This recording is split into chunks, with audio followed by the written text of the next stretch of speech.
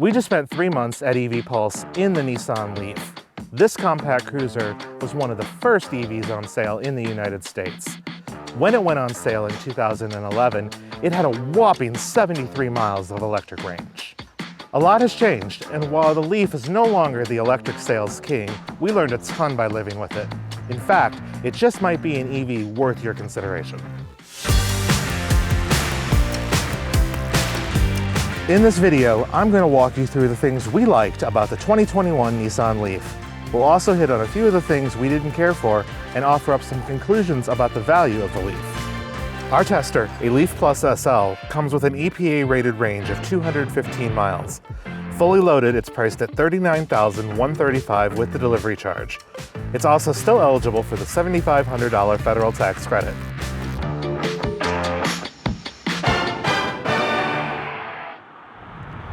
So here's where the rubber meets the road, or where the cheeks meet the upholstery. Ugh, sorry about that one.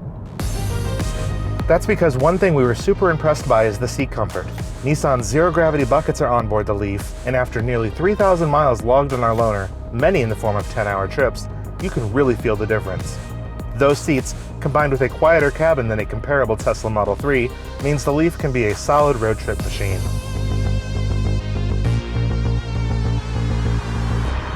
Adding to that, Nissan's one-pedal driving mode lets the car recuperate most of the energy lost in braking to extend the overall driving range.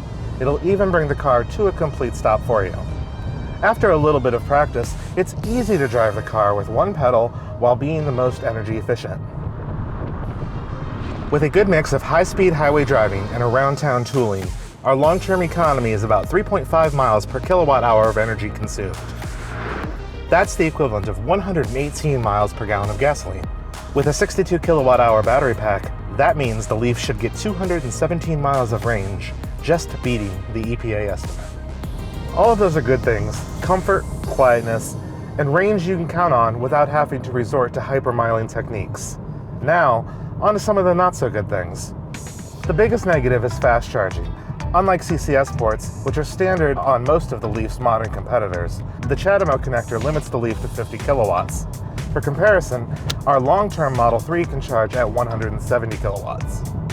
Additionally, as the Leaf's battery gets hot, the charge rate slows. In the real world, this meant it took our Leaf Plus 52 minutes to go from 10 to 80% charge in a best-case scenario. Multiple charging stops during a road trip would cause that time to double because the pack heats up due to a lack of active thermal management. EVs like the Volkswagen ID.4 and Ford Mach-E can consistently charge at twice the rate or more. For instance, on a recent late-night trip home from Chicago, we were only charging at 21 kilowatts from an Electrify America station. That means it'd take over 2 hours of sitting there to get to 80%. That's a long time to sit at a service plaza after a 10-hour drive. That said, Nissan just lowered the price of all Leaf models. The base Leaf Plus model starts at $33,375 with delivery. That's for 215 miles of range, cloth interior, and no ProPilot assist. Competitors from Ford and Volkswagen have slightly higher starting prices for more range and faster charging. The main competitor, though, is the Tesla Model 3. It'll be the #1 cross-shop. In order to get a Leaf Plus with similar features as the Model 3, you will need to get the SL trim like our tester. A Tesla Model 3 starts at $41,190 with delivery.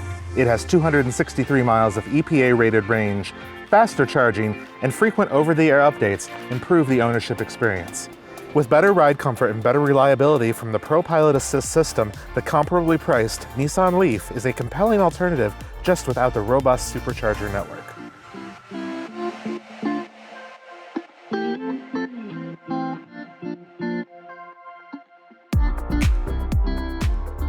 So who is the Nissan Leaf for? After 3 months as one of our daily drivers, here's what we think. If most of your driving is around town, or a work commute that is less than 200 miles round trip, the Leaf is great. If you need to go beyond the full battery range once in a great while, the Leaf also works. Just be prepared for a slow recharge mid-trip. ProPilot Assist on highway drives is also a major stress saver, and those zero-gravity seats mean you'll arrive less fatigued. The Nissan Leaf is worth a test drive.